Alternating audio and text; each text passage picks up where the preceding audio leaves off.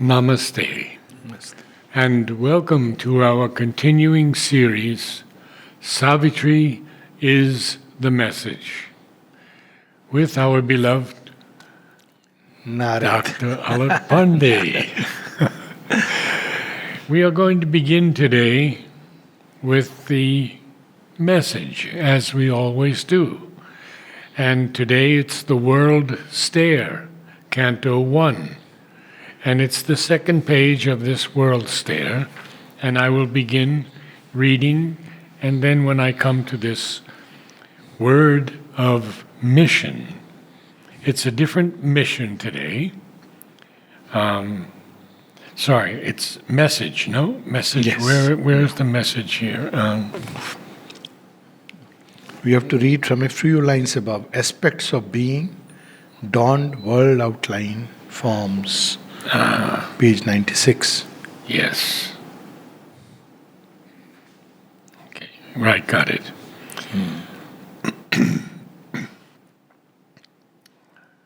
Savitri is traveling in these worlds that no one has ever traveled before. And he is having these tremendous experiences. And he sees that all experience is a single plan. It's the thousandfold expression of the One. And everything comes into his view. So let us see what happens now. Aspects of being, dawned world outline, forms that open moving doors on things divine, became familiar to his hourly sight. The symbols of the Spirit's reality, the living bodies of the bodiless, grew near to him, his daily associates. The exhaustless seeings of the unsleeping mind, letterings of its contact with the invisible, surrounded him with countless pointing signs. The voices of 1,000 realms of life mission to him her mighty messages. So this is the Ashapati's experience. He has entered the cosmic consciousness. So the initial description is where he sees the entire world stare in a single glance. So the world stare is basically the ladder through which the one consciousness is lapsed towards inconscious. Through degrees, and each degree it lapses, it creates a plane of consciousness. So we can understand it like this, that let's take a human being who has to play a certain role. So a father who is a PhD scholar, when he has to teach his kindergarten child, so what does he become? He can't say that E equals to MC square. He has to say E equals to elephant. So he has come down several degrees. If he has to teach to a high school student, it will be different. To standard fourth student, it will be different. So this way the one consciousness started limiting itself. And through a process of self-limitation, now you see this process very interesting, starts in supermind. In supermind itself this starts. So thousandfold aspects of the one. But the difference is in supermind, when one aspect is put in front, you are aware of all the other aspects. But below that, slowly, one aspect becomes as if independent of the others.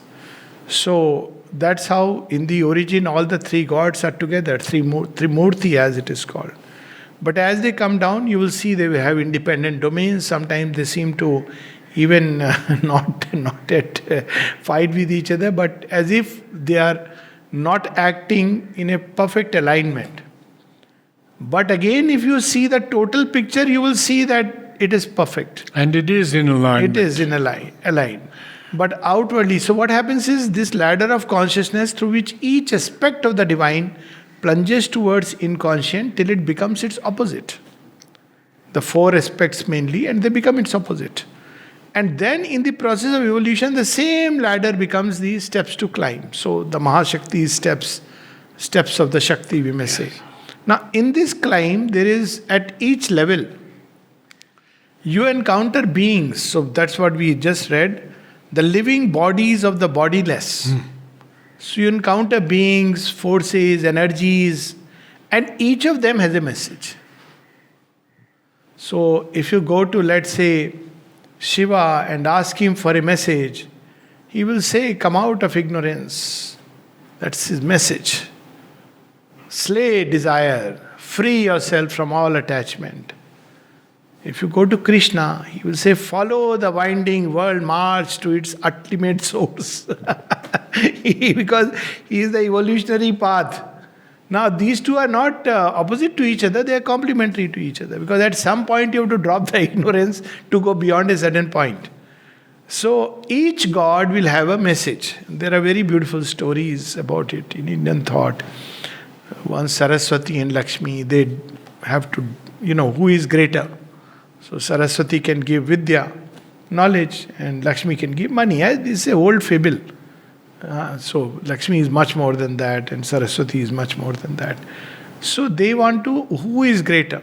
So now it ends up by the whole, their quarrel, or so it seems, the debate, ends up by discovering that Saraswati is greater. Why? Because if you have the Vidya, you can have everything else. But if you have only wealth, if you lose it, then you just can't have, and some of the fundamental things of life you can't have. So there's the story. But basically each of them has a message. If you go to Lakshmi ji and ask, that's why in Sri Aurobindo, the mother, he describes each great goddess with her powers and how she responds to the human quest and how we should worship her. But at the end, he says, when each of these great powers can act freely in you in a state of perfect harmony with each other. That's the difficult part. Mahalakshmi's demand is beauty and harmony and love.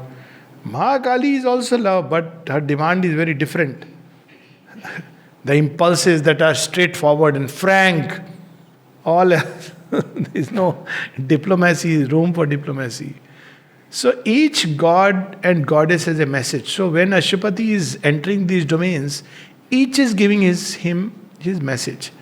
And much later in Heavens of the Ideal, we'll see that he could take one aspect and build a whole religion around it. That's what the great religions have been. They pick up one aspect and around it they build a total religion. Therefore it enters into falsehood, because you cannot hold one principle however high. That's how Sri Aurobindo puts it. One principle however high, you cannot make it absolute and say this is the path to be followed. That creates falsehood. That's what has happened to religions. And later when Savitri meets the Madonnas, yes, again, they all have a certain power, yes, but they are lacking one. Each one is lacking something. That only Savitri can give them. Savitri can bring, yes. Absolutely. So when one ascends, there are messages, there are suggestions, there are hints, and one can stop one's journey anywhere. So but Ashupati he is not interested in any message short of the complete redemption of earth nature. That no one so far comes to offer him. But he'll go through. You'll see in Heavens of the Ideal, each god proffered to him. You pick up this, an insignia and a symbol. You write your name in the book of the elect. And from here you govern the universe. That is the overmind creation Mother speaks about. So these are the messages, and we can read a little further. The heaven hints that invade our earthly lives, the dire imaginations dreamed by hell. Even, by the way, hell has a message. Look at it. Hell has a message. And the message is you can't go further with an impure consciousness. So what is hell? The red heat of hell. It is also a fire. Fires of hell. It purifies. But it's very painful purification. So that's the only thing. So dire imaginations dreamed by hell, because he'll come to that. And he says also in another passage, none can enter heaven who has not passed through hell. So this is the conception of purgatory. Yes. So you go through the purge where all your tendencies are exhausted, taken away. Yes. And if you look at it, earth passes through these stages. There is a stage in which earth consciousness acts like a purgatory. The worst comes out of human beings and it is purged. And then earth, washed of its ills, raises a fairer brow. So this is the process. And in human life also, same thing happens. I sometimes think that even in Christianity, they did have heaven and a hell. But there was a purgatory also where you Yes, could yes. purify yourself Yes. to go back into heaven. That was the mystic symbols are always the same. Exactly. It is the organized religion which is the problem. Mystic symbols are always the same. So, but once it comes to, and of course it is true that the complete truth that is always missing. Like at one place, Mother speaks of, she sees what was the message by these different great beings. So she says, Vedic rishis, they gave the message of immortality. Then she says, Buddha gave the message of permanence.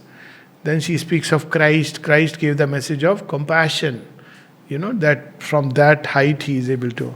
And then he says, then I turn towards Sri Aurobindo, and Sri Aurobindo brings the message of perfection. Now you see, perfection is the totality. By its very nature, perfection cannot exclude anything. That's why the mother in one of the passages said, when human beings conceive perfection, they conceive it as a set of virtues. This has a relevance to what we are going to read. Yes. So they conceive of it as a set of virtues. Now there again, you start eliminating. For instance, courage, chivalry is a virtue. But kindness is also a virtue. So there are people who will eliminate chivalry and they will speak about kindness. So she says, if you follow that path, especially when virtues are really reduced to moral level, then you will end up eliminating almost everything in life. This is the big problem of perfection as we conceive. And morality. Yes, morality is man-made. He's used the word ill-fitting, coarse-spun dress. Yes. So it is needed at a stage of evolution, we need all this. But ultimately, perfection means the totality. And one example that I used to give, which we'll read here, very interesting. When this... I would say horrible thing.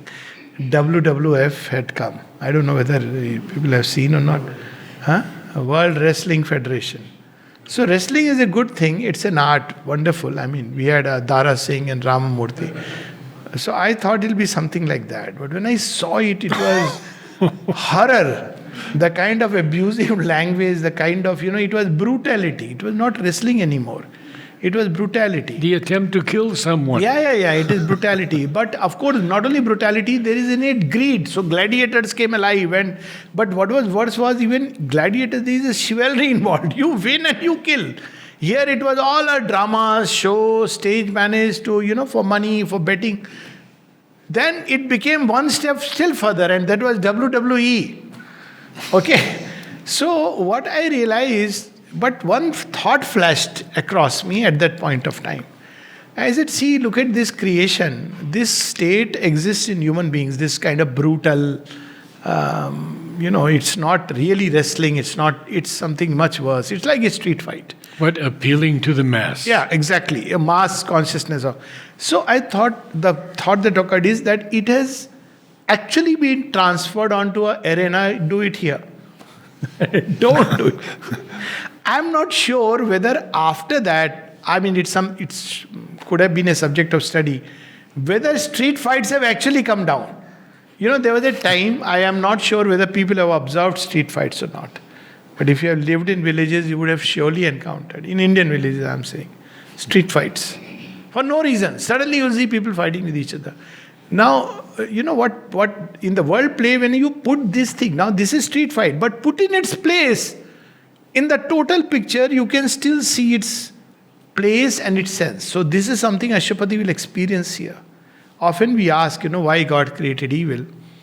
And when you look at the large picture where you will see evil as a small little den, through which the soul must pass at some point and confront it to grow in strength and chivalry, then you understand the sense. But if only that is zoomed large and that's the ultimate thing, then it becomes out of proportion. Yes. So one of the things Sri Aurobindo says in one of his letters is, what does the psychic do to us? So he says something very beautiful and touching to me. He said, it gives the just measure and the right proportion to every emotion. It doesn't discard anything, gives it the just measure and the right proportion. This is what we are going to read. The dire imaginations dreamed by hell, which if enacted and experienced here, our dulled capacity soon would cease to feel. You see, Sri Aurobindo at once is communicating several layers of truths. One is that there is a realm which is dark, where things are much worse than what you can imagine on earth. Why? Because when they come on earth, they get modified. Because something is there in man, the psychic presence. But equally, the heavenly impulses, they also get modified because the psyche, or rather ennobled. And one of the things the supermind is going to do, I was very surprised when I had read long back, decades back. She says the good is becoming better and the evil is becoming worse. So it is like seemingly a no holds barred, but for the final triumph. So and we do see here that there are nations that don't have that sensitivity.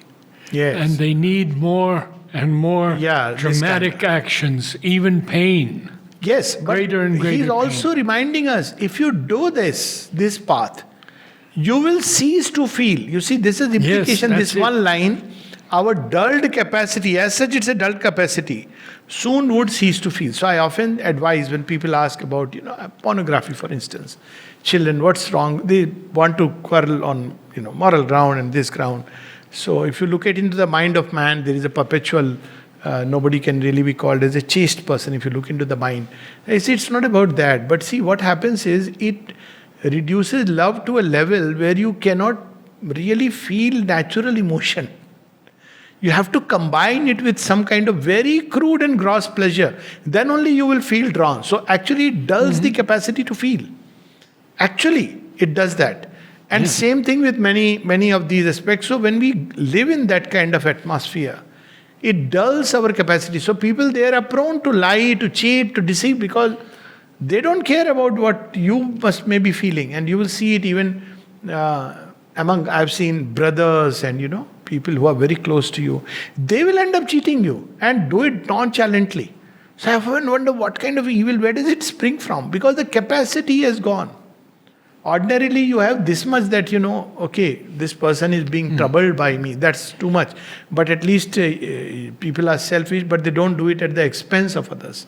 But here you just can't, become completely dull. Or our mortal frailty could not long endure. It will just die. So this cult of horror films, and I have seen, I must mention that because, the audience, I have actually encountered many people who have breakdowns, whose history when I go into it's watching horror films. And why they have gone into watching horror films has more to do with this constant dullness of tamas state. So when you are in tamas, you need something extremely hard to make you feel alive. And many of these serials which have started coming, extreme things, because you're progressively dulling. So you're not enough, like in drugs, this one can experience with drugs. So drugs started with some of these, things like cough syrups and petroleum, and then they discovered some chemicals, amphetamines or things. Then Coca-Cola, cocaine was there initially. LSD, all this. Then what happens to people who keep on taking it? After a point, it's like alcoholic, it's no more making him giving the high. So in extreme situations, people go to cobra bites. Now this is not a myth. They actually take it on the tongue. It's not even like, and they survive when they take those small, because why they use cobra is because cobra has those elapids, fangs, as they, if you know how to control, I'm not trying to teach anything. Please. Never try. I'm in fact saying that, there are people, you can control to an extent the poison it will inject. You can't do it with other snakes because of their kind of rapid fang. And then slowly they increase their capacity, even the body picks up because they don't get a high. So it dulls the capacity. It's a very important thing, the message. Yes. This is the message, that if we follow that route of hell, which is horror films, pornography, let me be very explicit, and such things, it will dull the capacity to feel to an extent where you won't feel stimulated unless there is something very artificial and stuff like that. So this is the... And you can't see anything anymore in movies And that doesn't have this. It has nothing to do with morality. It is pure science. So just to be understood as science. If one wants to dull the capacity and see how it works against spirituality, because spirituality is about heightening your capacities and refining it. To an extent that sitting in one place you can feel the pain of somebody who is far away. Shubindu sitting in one room is experiencing the pain of somebody in concentration camp. That is the capacity that spirituality can bring in. And its opposite is where even my own pain I cannot feel. That's what the mother spoke about, the lunar races. And she said they are vicariously insensitive to pain, their own, and therefore of others. So they devise such torture methods which you just can't imagine because you don't feel it. So here it is, this is the action of hell upon human beings, just to remember. Or our mortal frailty could not long endure, were set in their sublime proportions there. Now you see in the entire totality of the world play. What is a sublime proportion? I take this example of cooking a dish. You can't conceive of a dish, not talking of sweets, but normal food, without salt in it, isn't it? Put salt a little more, and a little more, and a little more. This is called sublime proportion. The moment you do it beyond a point, that's why in sattvic food, people tend to, start preferring a kind of food. Rajasic food, they want more and more. And tamasic food, stale, rotten, all this. So, this sublime proportion means this. Even a little bit of hell helps man to grow in strength, to put it this way. That's why none can reach heaven who has not passed through hell. But if you start loving hell, or worse still, if hell starts loving you, you won't reach heaven. Then pinned down to unholy soil, Yes. marked missing in the register of the gods. Yes. But then finally, since we are talking all this, but there is a guardian power, there are hands that save.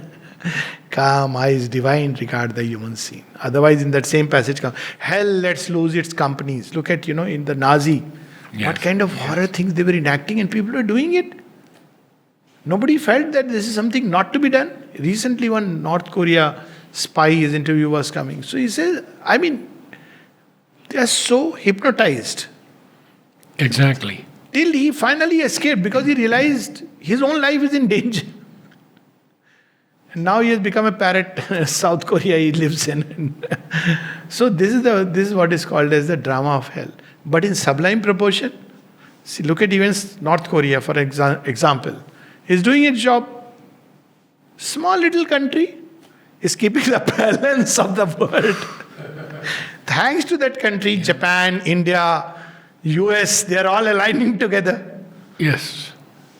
So in its right proportion, and everybody knows it, ultimately if it comes to a real war, except that if it releases nuclear weapons suddenly, it won't take more than half an hour for these three nations to come together, even one of them to decimate it.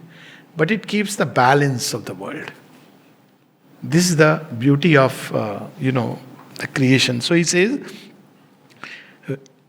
were set in their sublime proportions there. They're lived out in their self-born atmosphere. They resume their topless pitch and native power. In that domain, they are very active. So one should be very careful. There are domains where evil is very active. That's why on earth this traditional understanding was, don't go out after it is late night. These forces are very active. And that's why you'll see many of these snakes slithering come out. You'll rarely hear a case of a snake bite during daytime. But you'll hear snake bites most often. And I've seen it actually. Because this is the night. The hostile forces are on the prowl. All the beasts who hunt Many of them at night they will start prowling because they get supported and strengthened. That's in Mahabharata, Ghatotkach. Night time their powers are active. So certain things don't go to certain places because you will get their atmosphere. So this is what is the age-old advice. Their self-born atmosphere. If you enter into contact with them, then they draw you, suck you and start. So self-born. They resume their topless pitch and native power. Otherwise in human beings they are invariably diluted because there is something in us and human beings are in contact with others. So in human beings evil becomes very prominent when nobody is at watch. Because then it can come to its some pitch. But still because of the presence of soul, emotions, feelings, they are such a wonderful thing. And it's very unfortunate that civilizations develop by suppressing these feelings. These feelings can really counter all these very dark, strong. They resume the topless pitch, they're fortifying stress upon the soul. So here he's saying, what do they do? It's like a tonic, bitter tonic. So when the soul goes through it, then it grows in strength. If it comes out, it will come out. But very often it can get caught. But it has to go through it. And alcohol is usually bitter. Yes, it is bitter. And medicines, you treat it with still more bitter medicines. Yeah. One gets a taste for it and drinks more and more. They've also made it, one of the greatest discoveries they made was because they realized because of taste people don't take. So gin came out. Neither you can see it as alcohol nor you can taste it. And you mix it. No ideas, okay? But I'm just saying that human mind has gone to what extent to capture the minds of people. No, I know it myself because, in Air Force, then I saw somebody taking, I said, "Arey, ma'am, aap nibu pani pi rahe hain?" I actually asked because, it looked like water and there was lemon floating on top with that, So I said, "Arey, ma'am, you are taking lemon, nibu pani like this. This is not lemon water. You don't know? You are an officer. What is there for an officer to know? It is gin. You never tried it?" I said, "My God, I must try it." That was I didn't know this gin is spelled G-I-N, but it is actually D-J-I-N.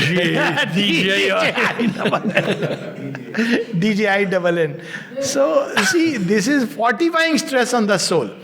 This is the story of the wounded healer, those who have gone through that dark patch in life, the dark night of the soul. Yes, exactly. When they come out, that's what Mother meant by a converted asura. When and if one comes out, one is far, far stronger. Fortifying stress, then nothing really disturbs you. But if you have not, you try to keep, safe from all these realms. Their fortifying stress upon the soul bit deep into the ground of consciousness. The passion and purity of their extremes. The absoluteness of their single cry in these realms. So where you will see the passion and the purity of their extreme. And the absoluteness of the single cry and the sovereign sweetness or violent poetry. Look at sovereign sweetness, Ashutosh, Shiva, the benignant. Violent poetry, the dance of Rudra. Of their beautiful or terrible delight. And so he is seeing all of these things and experiencing simultaneously. All of these things simultaneously. Panoramic view of the whole thing. I'll just read a few more lines and then we'll go to the next one. Yeah. All thought can know, or widest sight perceive, and all that thought and sight can never know. All things occult and rare, remote and strange, were near to heart's contact, felt by spirit sense. So this, even that line of beautiful or terrible delight. Yes. This conception that behind everything there is a delight, including in that extreme. So their beings of that world, they find delight in this. You'll be very surprised how a person like Genghis Khan, his idea of pleasure. So his idea of pleasure was, he will make a big pit fill it with, like catching an elephant.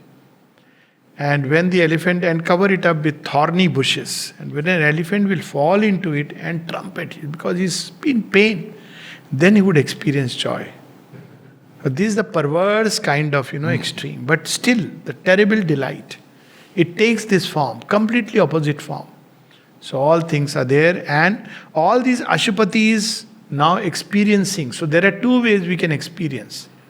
Experience we will, but two ways. One is objectively through actual events and circumstance, and subjectively by coming in contact with the spirit sense.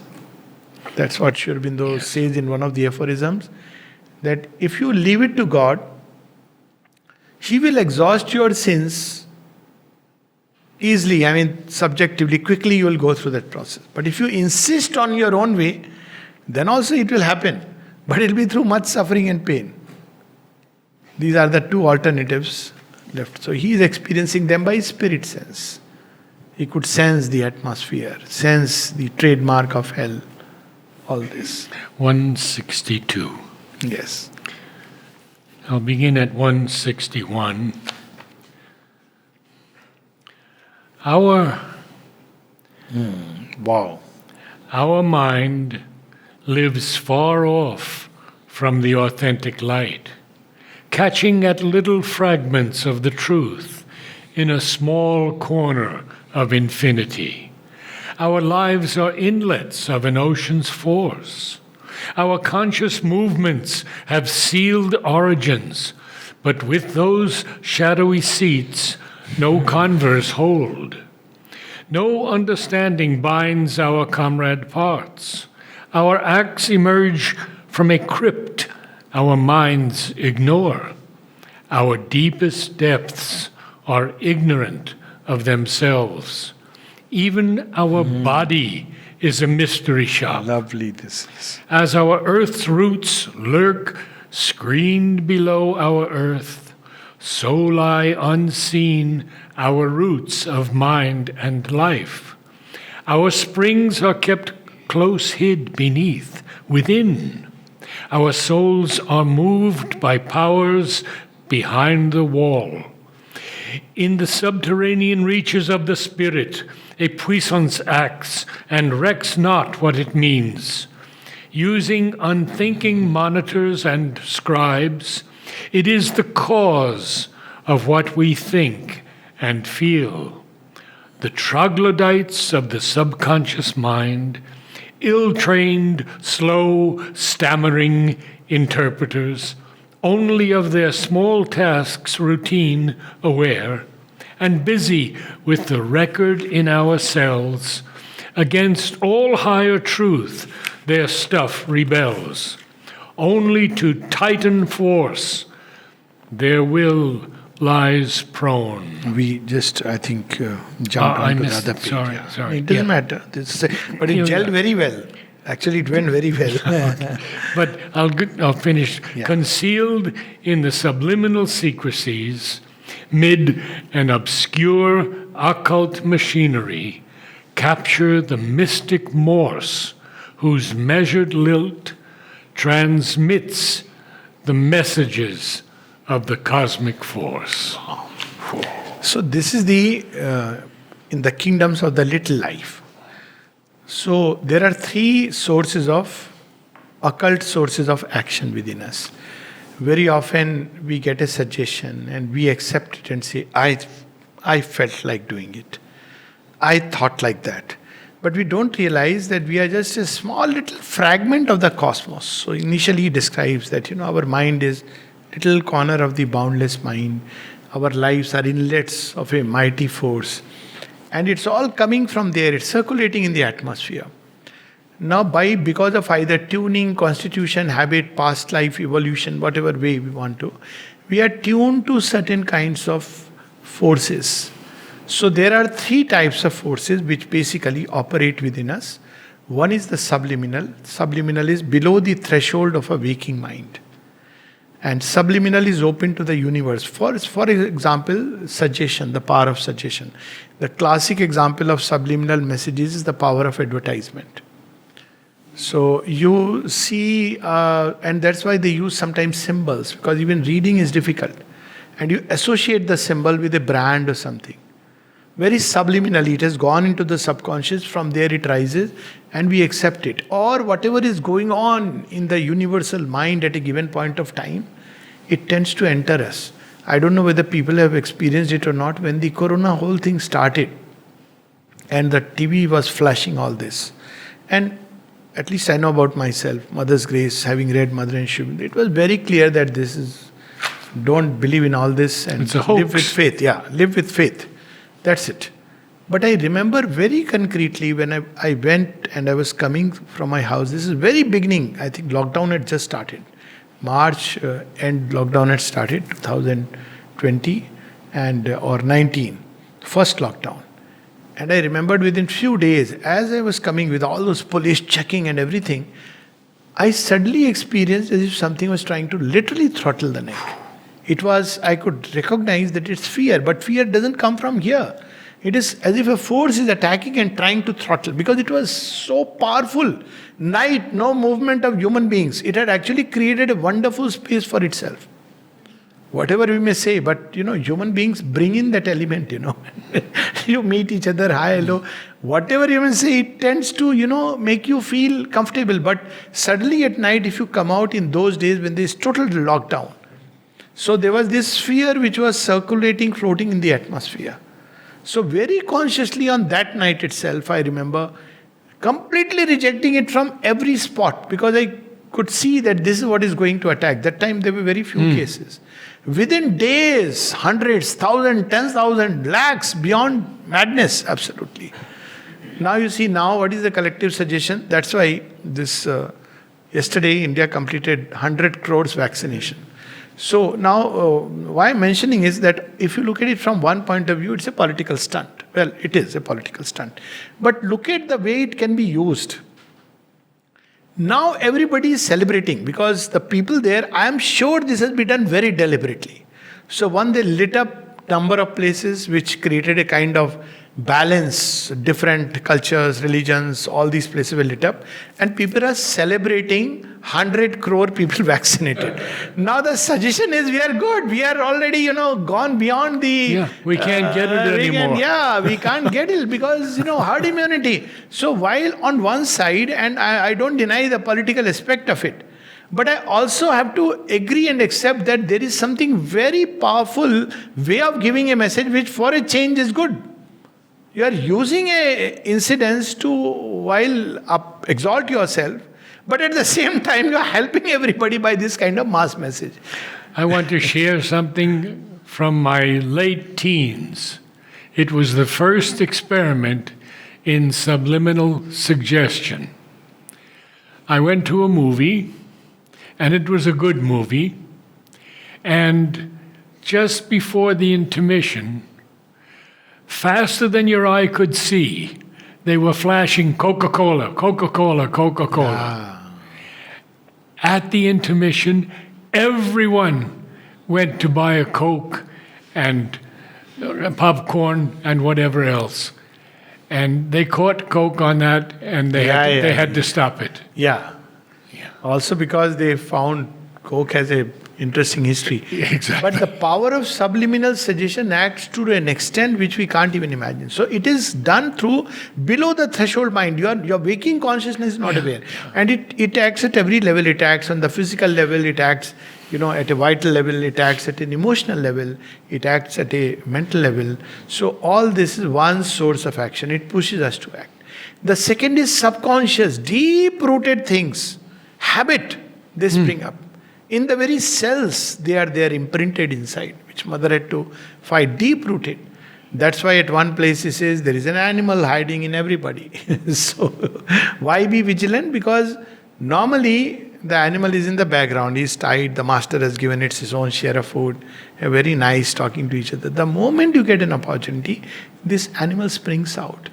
Where does it come from? It comes from the subconscious terrains. Yes. Sometimes it'll come up in dreams, subconscious, these images. And the third, but the good news is that there are also superconscious messages.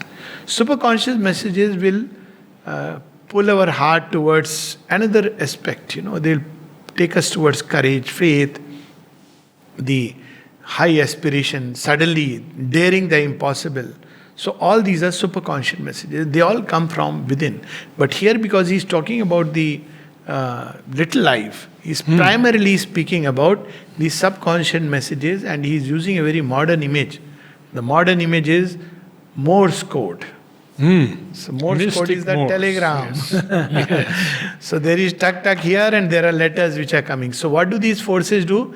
They do knock knock. Who is there? I am a helpful person. But the moment they enter, the mind gets suggestions, the heart gets suggestion, and you are caught in that. Yes. So that is a Morse code. Morse code is we can use the word, it's like an occult machinery. Something is going on. They are not speaking in that word, but they are just spreading their net. And if you are caught in that net, you immediately start speaking, stuttering, stammering. Have you noticed something very interesting regarding stammer? He has used the word stammer also. Stammer out. I'm not speaking of children who are born with this. Have you noticed that sometimes people begin to stammer when they are very angry? Oh, yes. Oh, yes. Fear, anger, it's known. Interview anxieties when they are anxious. Why? Because they derail the smooth process of speech. So these are forces which act, and if you understand it, it becomes so easy to handle, because now you know the real principle which is behind. So he uses this beautifully, that our springs are kept close, hid beneath, within. So this idea of a so-called, oh, I'm a free person, I do what I feel like. You don't feel like. You are being made to feel like. I do what I think. You don't think. You are being made to think. I will do my own will, not your will. Somebody else's will. We don't know whose will. So it requires a tremendous discernment to really, that's why developing the discerning capacities to remain conscious, and if nothing else, offering to her, so that even if you are ignorantly doing something, it is connected to her constantly. So this is the description. Our souls are moved by powers behind the wall. Poor soul has no choice because nature drags it, so either it will leave, or it says okay because it's in the car and driver has suddenly gone on auto mode and not listening to the owner. So sometimes the soul does leave when this kind of an extreme things happen. In the subterranean reaches of the spirit, the lower ranges, a puja acts and recks not what it means. So it's puja at that level, it's powerful. Some of these demonic cults, they possessed human mind, that I'm forgetting the name of the cult, Johnstone, or where in US 700 people drank poison and they died. Because this man told them that world is going to come to an end, and today is the last day. Those who drink with me will go straight to heaven. How they came to know is some children didn't take it and some had a skeptic. That's why the utility even of skeptic mind. It has its place. So that we don't just get carried away by any kind of suggestion coming from anywhere. Skeptic mind helps us against WhatsApp universities, dished out stuff. Unfortunately, it overdoes. It starts doubting the supreme mind itself. So, it is the cause, using unthinking monitors and scribes. Unthinking monitors and scribes are the brain, nerves. Unthinking. The brain cannot think itself. It builds up thought. But if you cut a section of brain itself, neurons they don't generate thought. But a certain combination circuits, they like computer. Computer is an unthinking scribe. You put the type and computer shows all the things. Like smartphone, unthinking. It picks up how many times you have used, and sometimes can create problems. Because when I write, sometimes have a wonderful day in the morning. So that it picks up very well. So it's very easy for me. But at night when I write, and it automatically takes to a wonderful day. Or sometimes if I correct, have a wonderful sleep. That sounds very awkward. So it somehow doesn't pick up restful sleep or peaceful sleep. I don't know why. So, unthinking monitors and scribes. It is the cause of what we think and feel. We think it's me, but it's not me. The troglodytes of the subconscious mind. Troglodytes are the cave dwellers, the primitive. We think they are gone. No, Shubhendra speaks of the commercial barbarism. The Philistine is alive in us. The cave dweller. He is there inside, waiting for his cave mentality. When suddenly you don't know, he'll pick up some lathi and say, come, cave dweller. Ill-trained, slow, stammering interpreters. Only of their small tasks, routine aware and busy with the record in ourselves. So what does the computer do when you're sending an email? You may be sending an email for some message for somebody to create massacre people. But it is a faithful servitor. It picks up the message and passes on. So now even there, the good news is they are trying to intercept, which is a good sign. That it's a sign that symbol of man's ability to intercept the messages. That's how this technology has come into being. Yes. Can we catch it before it can reach? Concealed in the subliminal secrecies, mid an obscure occult machinery of which we have no idea, this inner technology, capture the mystic modes whose measured lilt transmits the messages of the cosmic force. Measured lilt. A whisper, just 5 lines, so we'll read and finish. A whisper falls into life's inner ear. Outwardly, nothing has happened, but something within the inner being has heard. And we hear it. Yeah? We hear it. We catch it. Yeah. And echoes from the dun subconscious caves. There are people who are moved to kill people in that state. I know of someone, he says, I couldn't help it. I was caught up by a irresistible frenzy. And then I asked, what kind of frenzy? He says, I couldn't help. Irresistibly a thought was coming. I'm not going to name the thought, but it was like, do it, do it, do it. Now he heard, many people are not, able to hear it and they are moved like that. People go mad because of this. And echoes from the dun subconscious caves, speech leaps. You end up speaking. How many times have we not regretted? What we Silence said. is the golden rule. Why did I say? I wish. Life is made up of a series of I wish I had not. I wish I had not. But the arrow once shot can be taken out. But speech once uttered. Mother says to us, wait for a moment before you speak. Just because for it a goes moment. into a region where you can't take out. Yes. You may utter 100 after that very soothing comments, but it has gone inside. Okay, so speech, one should be careful what one is speaking. Don't speak anything which is going to create disharmony, hatred, and anger. Don't lend the speech to these things. Once people asked Alok, that we are trying to make a course to create potential speakers. By the way. So they wanted you have been speaking, so what is we want to hold a course. I said nothing will work. Tell people to get over. Make sure that their speech expresses only these things and nothing else. If they do it 10 days sincerely. For instance, you take that, okay, I'm going to express truth. Or I'll remain silent. Or you take it that I'm not allowing any jealousy, anger, hatred to come through the mouth. That is the sadhana of speech. You can create speakers who will deceive. But that's not the point. He deceived with wisdom, with virtue slew the soul. Orators, there are orators like that, Hitler. So there is a difference between oratory and spiritual speech. And this is why Mother spoke so strongly about not lying. Yes. Especially to the Orvillians who met her every week. She said, if you lie, I cannot work with you. So he says, speech leaves, thought quivers, the heart vibrates. You see people in anger? The will, speech leaps, thought quivers, the heart vibrates, the will answers, and tissue and nerve obey the call. And later on we get sick. Our lives translate these subtle intimacies. All is the commerce of a secret power. And I would suggest for everybody, please read the 2 pages passage that follow. A thinking puppet is the mind of life. Exactly. Here he explains why there is incoherencies of fate. Everything is not karmic law. That you were going, you slipped, and you met with an accident, oh, karmic law. No, you were unconscious.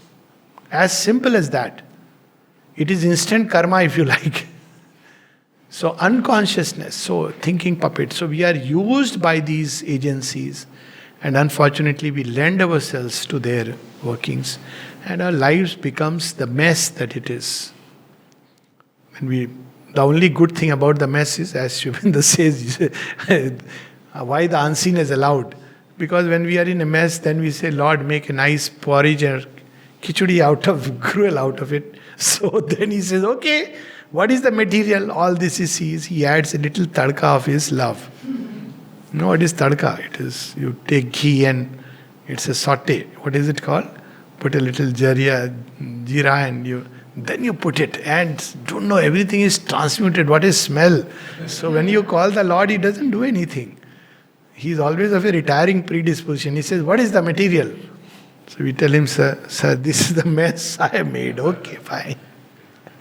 He puts that little ghee, which is luminous intelligence, and the jeera, which is his love, and suddenly life is lit up with a fragrance and changes everything. Okay. We have only a few minutes left. If there are any questions, please ask them.